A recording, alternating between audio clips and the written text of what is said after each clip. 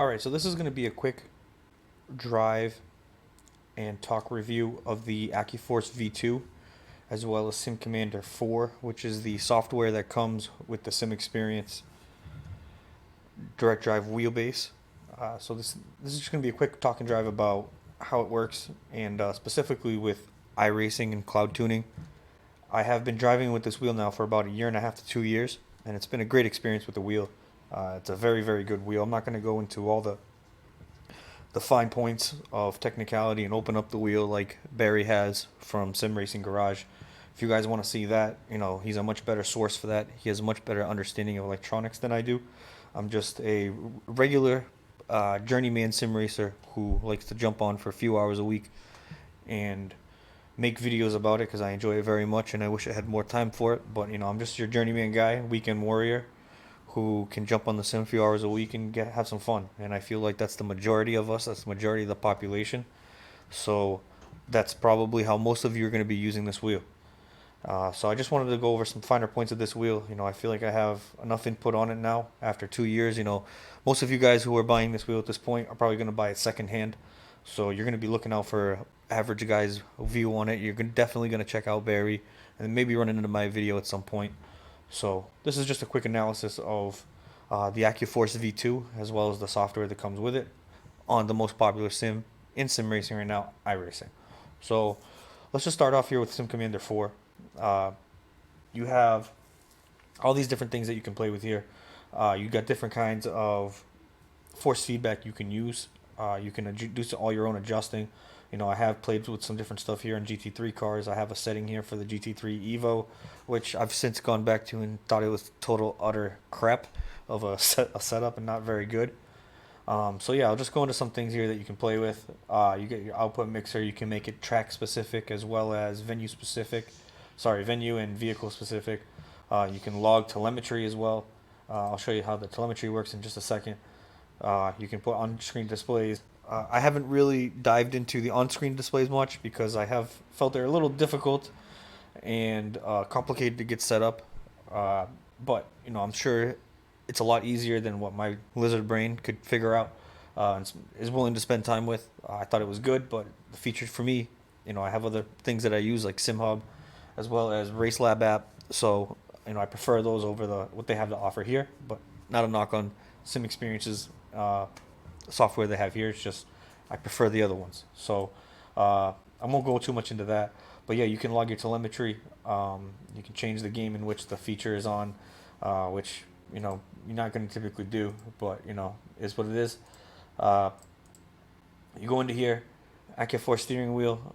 You can change the settings. You can do stuff. Steering feedback foundation is definitely the most powerful one. It takes the physics of the game and it builds its own force feedback with the software that it has here. Then you got game force feedback. It gives you a little input as well from the game, and it throws it in the signal for the software, and you can feel it all through the wheel. You can play with the usual things: dampening, friction, inertia, stationary oscillation control. You see that across the board with most sim racing software for wheelbases. I know I had that in the Fanatec, so I'm going to assume that you have it with everybody else that's been coming out lately. Then you got your things that are a little different here. You got engine RPM, road bumps, front suspension bumps. You can add a few different other things as well. Output tab. Let's see here. Sorry, I had that wrong. Yes, I did. So let's see here. Output settings. I forgot here how I added more. I haven't done this in a little while, so give me a moment here to figure this out. Effects, there we go.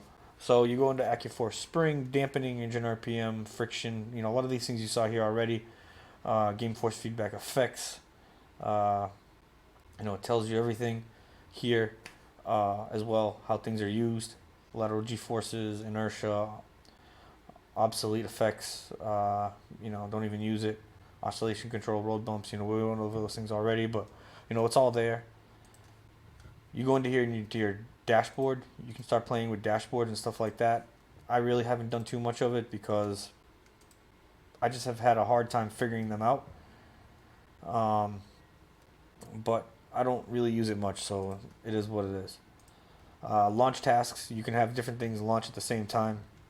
I never use this as well. I don't have other things on the Simexperience product line besides this wheelbase yet, so I haven't really used it. Then you can change things in the simulator settings, like what type of simulator you're using. Are you using a motionless? Are you using one with a motion? You know, you got to change the game for all that, blah, blah, blah. So it's all in there. Very good. Typically what I do is just go into iRacing Cloud Tune. I just kind of mess with the settings for the cloud tuning. I'm trying to improve my wheelbase here while I'm talking to you guys as well. So I played with some settings here, add some effects to the cloud tuning. So let's see how that plays out. Let's go launch. All right. So now you will probably hear the voice come on from Simexperience to say that the game is on. Let me turn the volume game up, and there we go. In the video recording, some desktop audio. So yeah, let's see what we got here. You should hear it now. Matching car and track data found in Simexperience database. Awesome. Profile modified. All right. So you hear that it takes the cloud tuning feature. You know, Simexperience has this whole thing with cloud tuning that they have. I'm not going to explain it very well, but it runs off of its own system. It's a cloud tuning feature that they have, this whole database in which they, how do I explain this? They tune your wheel for you with some preset settings from other people, and they have their way of calculating which one's best and how to best use the force feedback. So that's something that's very good. I find it very good. Every time I stop using it and try to make my own setup, it's never as good as the cloud tuning. So I've had a lot of success with it, but now I'm just going to try to adjust it and adapt it to be a little better. It seems like you can do that.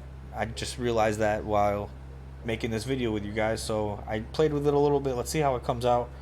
I'm also going to talk about the wheel and my success with the wheel and how I've liked it. Drawbacks, very little, but there are some. So yeah, let's get right into it.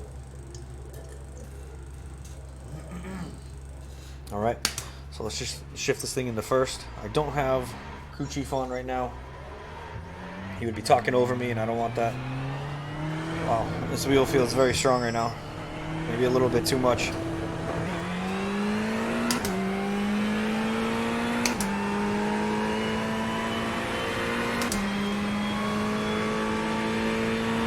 Alright, so some of the things that I like about the Accuforce, definitely love the cloud tuning feature.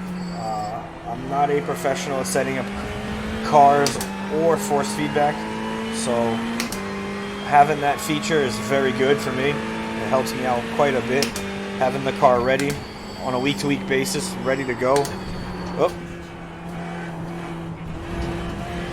A little too much strength here in the wheel. I think I got to turn the settings down, but let everything else play out a little more.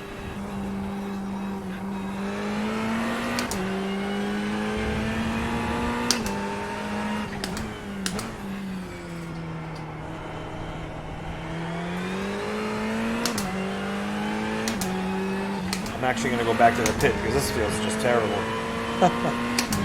There's no feeling to this wheel right now. See what I mean though? But anytime that you play with this wheel, you figure out that the cloud tuning app knows way more than you do. So you're just better off doing what the app says. Follow its guidelines. I'm going to sit right here, shut everything off. So let's go into here. Current profile settings, output mixer. We're going to shut everything off. Let's see here. Off, off, off, off.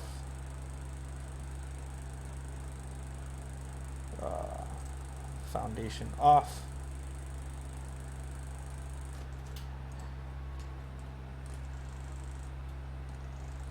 There we go. So let's see how it feels now. Boom. And let's go. Already feels a little better. Not as much resistance. There we go. It was just a little too hard for me at that point. I like a softer wheel. I like more range. Alright, so the Accuforce wheel feels very good. It's very smooth. It is a hybrid servo stepper motor. So it's a hybrid between the two. I'm not exactly sure what that means and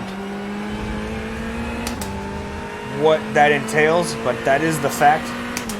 It's some sort of hybrid motor of the two. That is something that Bernie Villers has posted up on the Simexperience website, and you can find that via the magical app called Google. If you Google it, off track there, it's alright.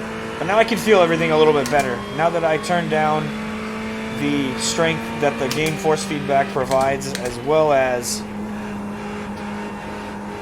Simexperience's own take on it. You know, when you have that turned up too much, you can't feel anything. You lose a lot of feel. And that's what I did there. But now it feels a lot more natural. I added some effects, road bumps, as well as engine RPM. I left that on. Now the game seems to feel a whole lot better. It feels like I'm driving a real car now, not an overpowered steering wheel base. Now let's talk about that a little bit with the Accuforce. A lot of people say that the Accuforce is severely underpowered. It's only 13 nanometers. Why is that? Why is it this stepper hybrid motor? What's going on with that? So, as far as what Barry explains, he says that the motor for this hybrid motor wheelbase is severely misunderstood, and people don't quite give it the time of day because that it is a stepper motor hybrid. So people tend to shut it out. But Bernie does say that that is a severe mistake because it's a very good wheel that's designed specifically for sim racing that comes from, I believe, China. I could be wrong. Oh, not enough brake there. That's alright.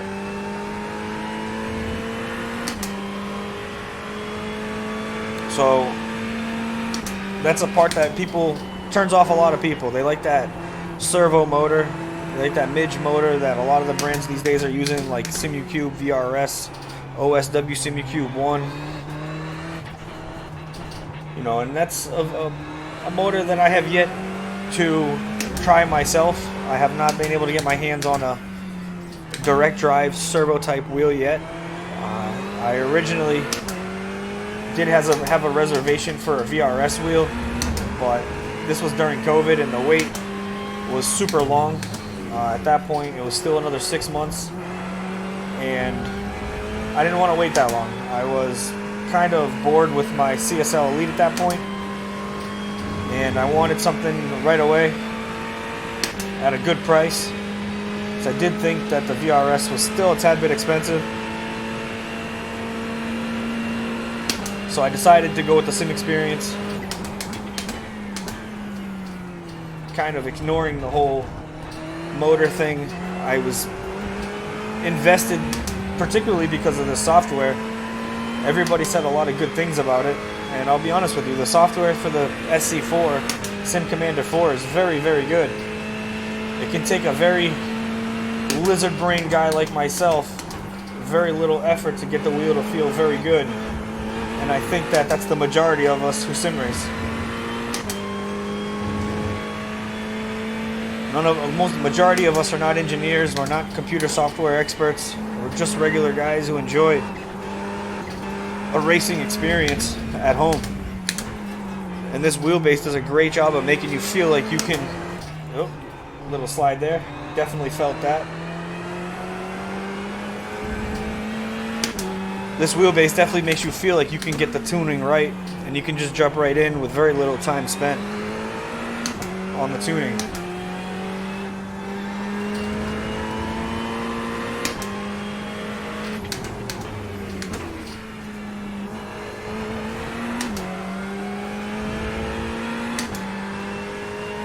Alright, my lap times are coming down. Everything's coming down. That's usually a good indication of what kind of setup you have, is how much your lap times come down as you start progressing through the tire temperature and, you know, all the effects that happen while you're on the track. Your time should slowly come down. That's usually a good Not enough brake there. So I'm going to turn my brake balance back a little bit. This car feels a little understeery.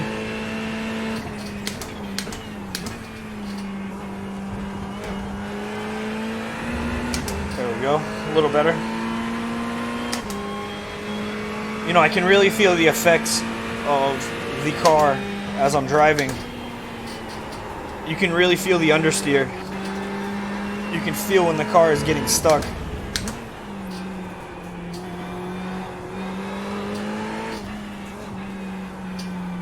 And the grip is at its limit and it doesn't have anything left. You can really feel that and you can react to it. And sometimes I felt that on a direct drive up, you almost overreact to it because the wheel is fighting you a little bit, especially if you have the wheelbase turned up too high. And you end up overreacting to some of the feedback that you get from the wheel. Rather than just ignoring it and carrying on, you over adjust. And I run into that sometimes myself.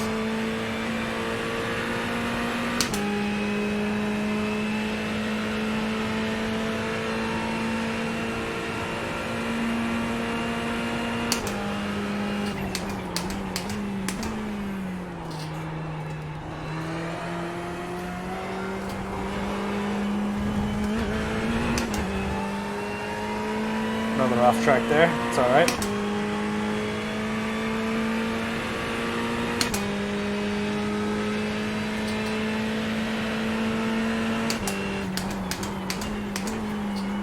Oh, man. Sometimes I have a hard time rotating this car. Especially when the tire temperatures start getting a little higher in this vehicle. You could really... There we go, see it right there? You can really start to fight some understeer. But you have to be careful because if you go too hard on that brake and then slam that gas pedal, you'll suddenly get into a snap oversteer. And you can really feel that through the Accuforce. I didn't really feel that too much from a belt drive wheel in the CSL Elite. But definitely feel it through a direct drive. And sometimes I just overreact to that.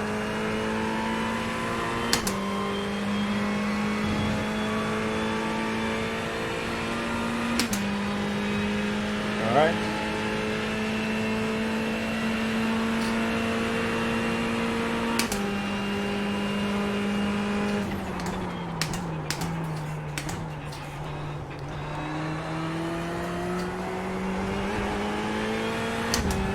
Nice, there we go.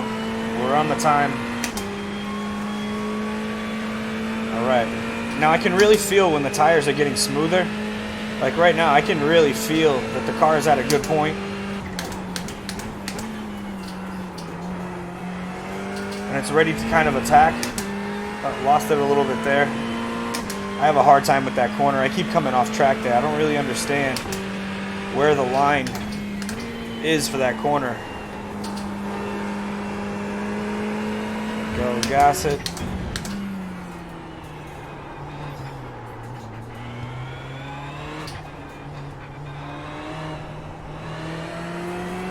Gas it, gas it. There we go. Oh, slide, slide. Too much. It's alright. I think I need to go to the front just a little bit on the brake balance.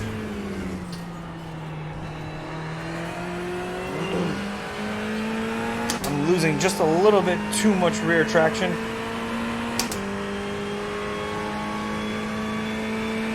But we're almost there.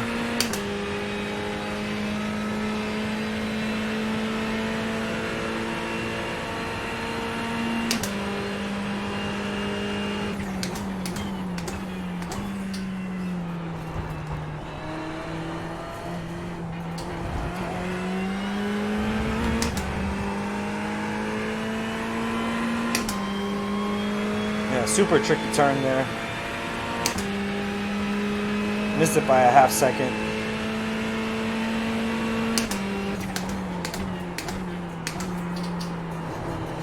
Yep. You see that? You can really catch the slides with these direct drive wheels. I really can't stress that enough. Whenever you make a mistake and you overbrake or something like that happens, you could really catch it.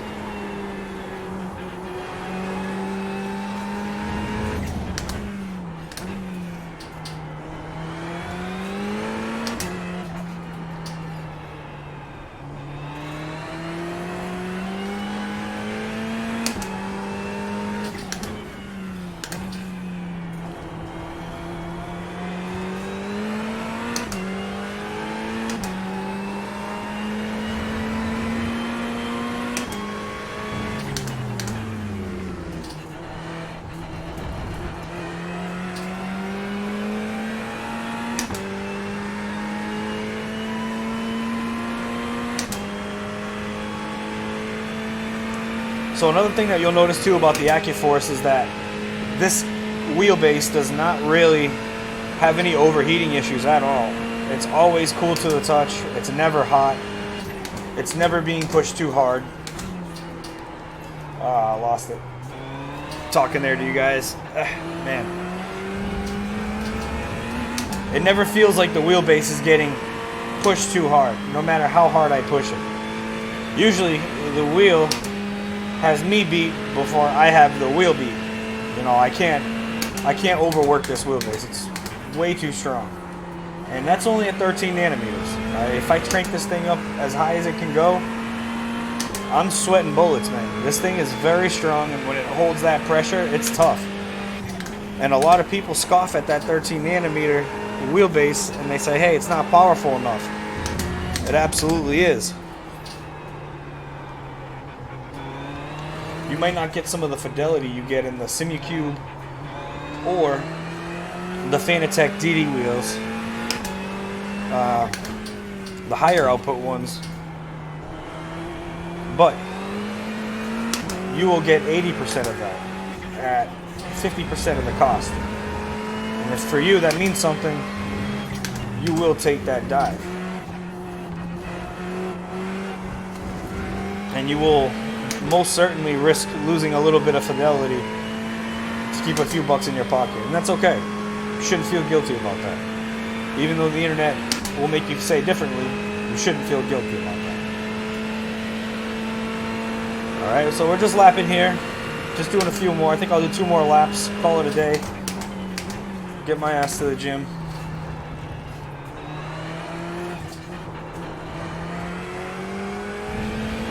Sorry guys, I'm not providing the best laps here for you guys to watch, but I haven't gotten off track yet. I haven't, you know, failed a big crash yet, I should say.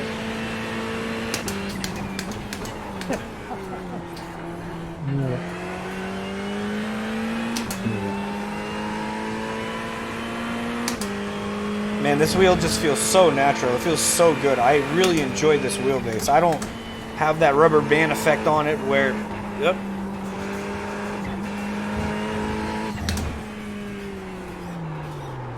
Oh.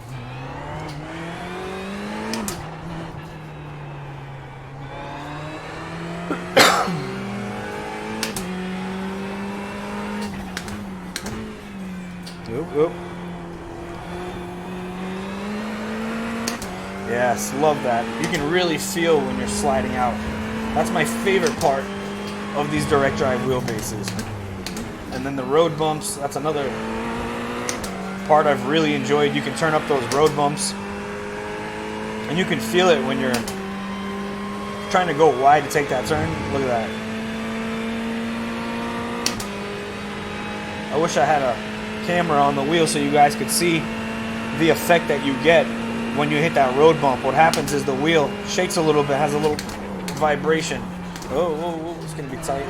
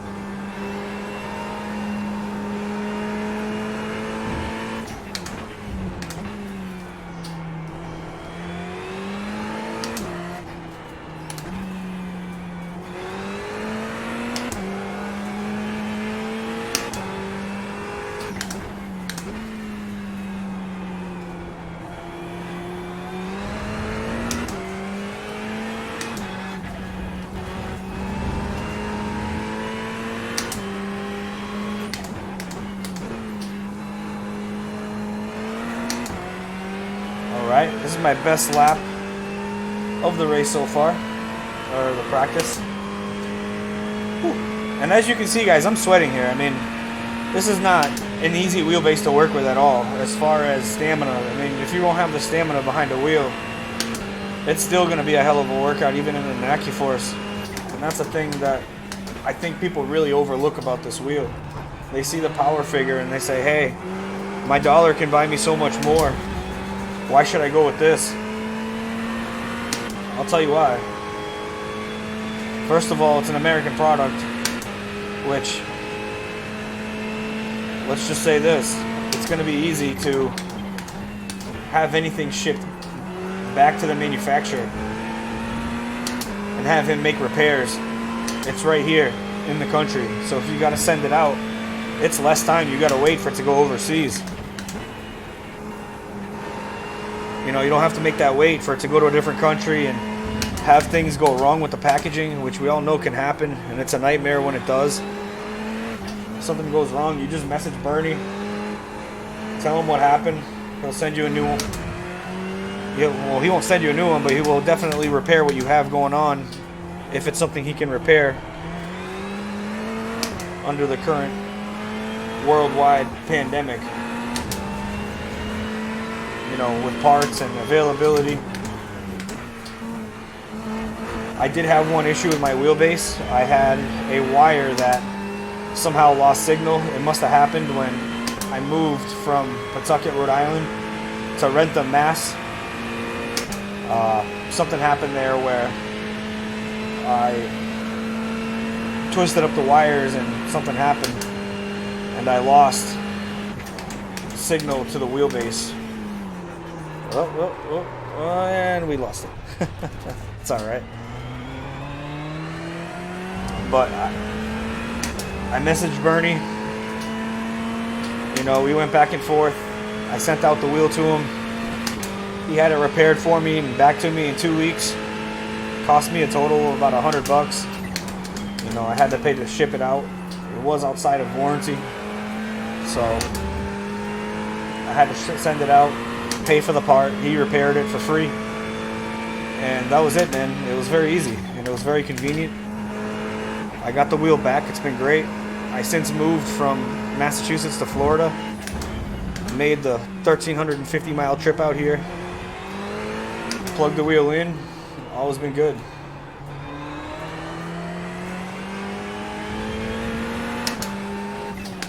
You know, I expect to have this wheel until Simexperience comes out with their next generation V3 wheel, which I assume is going to be a servo type, just like you see on the Simecube, the VRS, ImSource, and all these other guys coming out now that I can't even name.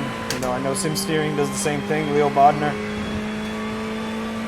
So I'm pretty excited. I know he's trying to wait until from what I heard, he's trying to wait for the electronic issues to kind of pass by.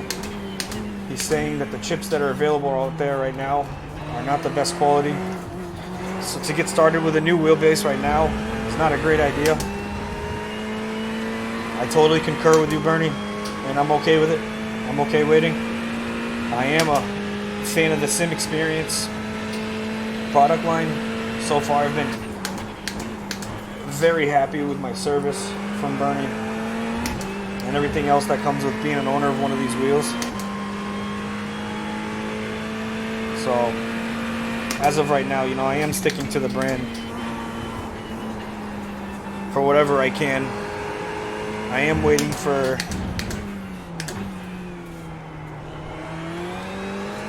my next upgrade, which is going to be with a Simexperience product. I'm looking to use SimVibe with a butt kicker as my next modification for this setup.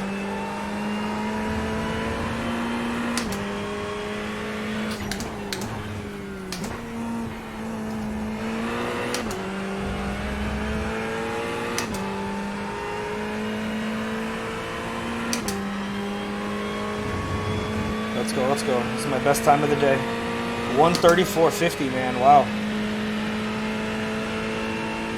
Is that gonna count?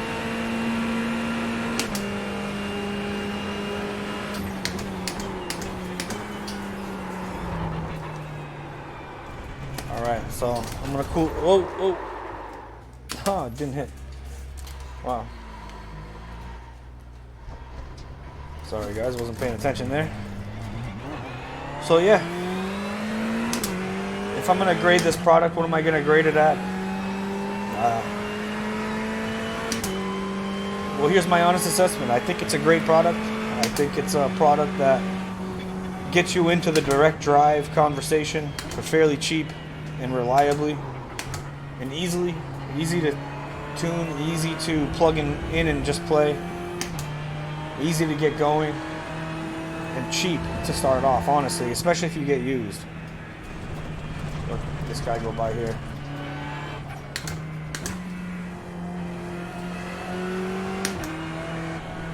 It's definitely a very accessible wheel. I'm not sure what the wait time is right now on one of these. Probably quite a while, I would imagine. I had to wait about 8 weeks 2 years ago, so I can't imagine what it is now. It would definitely be worth the wait. I'll be honest. If you can find one used, $500-600, just for the wheelbase alone, it'll be worth the investment. I did not buy one of their wheels. I bought my own. At the time, they didn't have the open wheel that they have now. They released that after I bought this. I would have definitely bought that back then if I could have. They only had their full rim before with the button box, and it just wasn't for me. So if I'm going to rate this product, I'm going to say I definitely recommend it 100%. You know, I give it an 8 out of 10. I think that's a strong number. 10 being a Leo Bodner system, which I'll be honest, I've yet to try, but I know it's at a different level than this.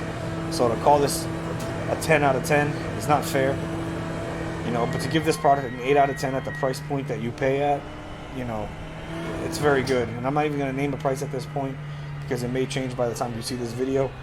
But for the price point, what it's going to cost you versus the performance, it's an 8 out of 10. Great product. And yeah, if you buy it, you won't regret it, guys. Thank you very much for watching. Please hit the subscribe and help me get some more people on my channel, guys. Thank you very much.